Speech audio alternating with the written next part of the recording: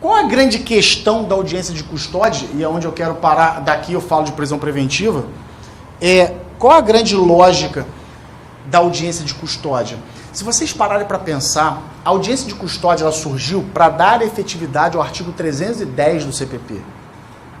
Se vocês pegarem o artigo 310 do CPP, lá vem dizendo o seguinte: o juiz se manifestará da seguinte forma: 1. Relaxamento de prisão. 2. Decretação de preventiva ou substituição por medidas cautelares. E 3. Concessão de liberdade provisória. Se vocês pararem para pensar, a audiência de custódia serve única e exclusivamente para analisar duas situações: a prisão em flagrante, se ela foi legal ou ilegal, se ela está correta ou incorreta, e segundo, se aquela pessoa sairá daquela audiência presa preventivamente ou solta com alguma medida cautelar. Nós fomos permitindo que as coisas sejam colocadas como nós não queremos. Do tipo, antigamente, antes da lei que instituiu as medidas cautelares, nós tínhamos liberdade e prisão, dois extremos. E aí surgiram as medidas cautelares, uma novidade no processo penal. E aí qual era a perspectiva das medidas cautelares?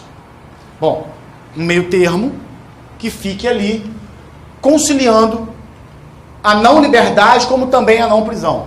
Então as medidas cautelares seria algo que ficasse no meio termo para que não tivesse nos extremos. Nem tanto um, nem tanto o outro toma medida cautelar. Se vocês observarem hoje, quem aqui saiu de alguma audiência de custódia com liberdade plena? Até no relaxamento de prisão sai medida cautelar. Alguém já saiu com uma medida cautelar no relaxamento de prisão? Até no relaxamento de prisão sai uma medida cautelar. A medida cautelar hoje, ela simplesmente afastou a liberdade plena, e o que nós temos hoje é, num processo, ou o cara está preso preventivamente, ou o cara está com medida cautelar. E nós nos acostumamos e aceitamos isso. Alguém aqui já impetrou um habeas corpus para afastar a medida cautelar? Nós permitimos isso. Nós fomos permitindo isso. Por isso que eu falo que nós temos que fazer a nossa meia-culpa, nossa autocrítica. Hoje, se vocês pararem para pensar, a medida cautelar, ela é uma restrição de direito. Seja a medida cautelar mais simples que for. Limitação de final de semana. O horário noturno tem que ficar recolhido em casa. Isso é uma restrição de direitos. E nós nos acostumamos a permitir que isso seja como se fosse uma benesse para o preso.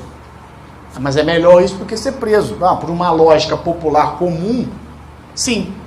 Mas por uma lógica técnica, não. É a mesma coisa de você dizer o seguinte: olha, GCRIM, então faz transação penal que é melhor. Peraí. Tá, mas faz transação penal assim, aleatoriamente não. Peraí, vamos com calma, né? Tem alguma prova aqui que possa te prejudicar? Porque se não tiver absolutamente nada, você não tiver praticado o ato, vai fazer transação penal para quê? É a mesma lógica que você pode transportar para as medidas cautelares. Se nós pararmos hoje para refletir um pouco do que nós fomos permitindo que fosse acontecendo, hoje, o que acontece? O indivíduo é preso em flagrante delito. Flagrante delito por si só já é um ato pré-cautelar. Porque ele presta para servir para uma cautelar, que é a prisão preventiva. Então, a prisão em flagrante delito já é um instituto pré-cautelar, que ele será corroborado ou não na audiência de custódia. Chega na audiência de custódia, qual é o nosso pleito? Olha, eu queria que fosse substituída a preventiva por medida cautelar, de cara, de plano. Não há nem pedido de liberdade. E veja, voltando agora, pegando uma ordem cronológica do CPP no artigo 310, quando o juiz recebe o preso e a defesa numa audiência de custódia, qual o primeiro ato por ele a ser praticado com base na lei? Relaxar a prisão no flagrante irregular, certo? Se aquela pessoa está presa irregularmente no flagrante delito, ele pode relaxar de ofício, porque é obrigação dele.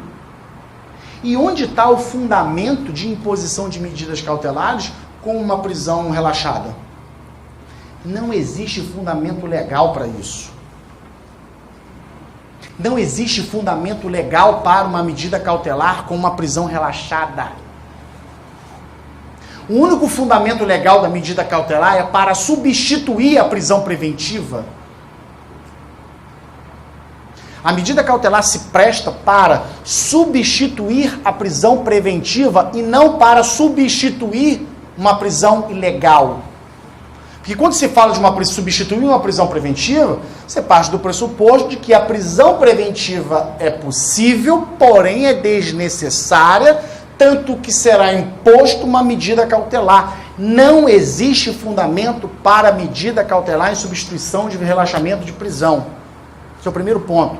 Segundo, a medida cautelar ela foi criada para substituir a prisão preventiva. Sabe o que isso significa? Que a medida cautelar só pode ser aplicada em caso de possibilidade de prisão preventiva. A medida cautelar ela só pode ser imposta se for possível a prisão preventiva, porque quando não é possível prisão preventiva, não cabe medida cautelar, porque a medida cautelar ela serve para substituir a prisão preventiva. Ou seja, se for um crime culposo, ou se for um crime cuja pena não ultrapasse 4 anos, não cabe medida cautelar. Isso é muito claro na lei.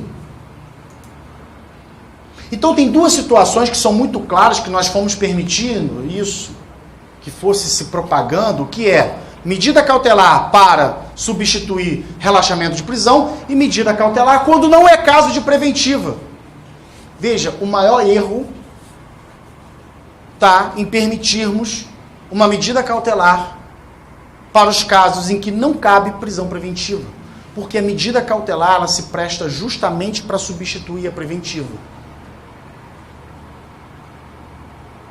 Só que isso tem que ser feito em que momento? Na audiência de custódia. É ali que nós precisamos insurgir contra isso. E obviamente que se não for acatado via habeas corpus ou qualquer outro meio que queira impugnar, mas isso precisa ser colocado na mesa, debatido, falado, exposto, explanado na audiência de custódia.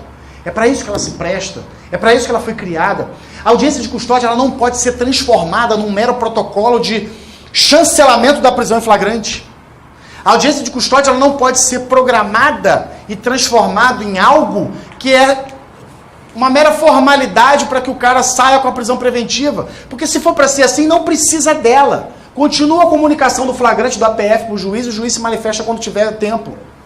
Não precisa da audiência de custódia para isso. Nós não podemos permitir que a audiência de custódia seja utilizada apenas para carimbar a validade do flagrante e a conversão da prisão em flagrante em preventiva. Isso é o maior absurdo que nós podemos permitir.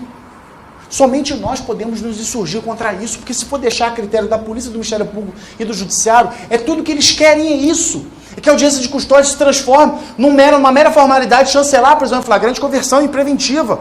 Nós precisamos nos insurgir. Se nós não nos insurgirmos contra isso, fudeu. Ninguém vai conseguir. E aí todo um instituto que tem uma essência justamente para que isso não ocorra, ele é desvirtuado e transformado nessa arbitrariedade que hoje vem se conduzindo à audiência de custódia. Por isso que eu falo que nós precisamos fazer a nossa meia-culpa, a nossa autocrítica. Porque isso tem que partir de nós. Essa insurgência tem que partir de nós. Esse enfrentamento, essa afronta tem que partir de nós.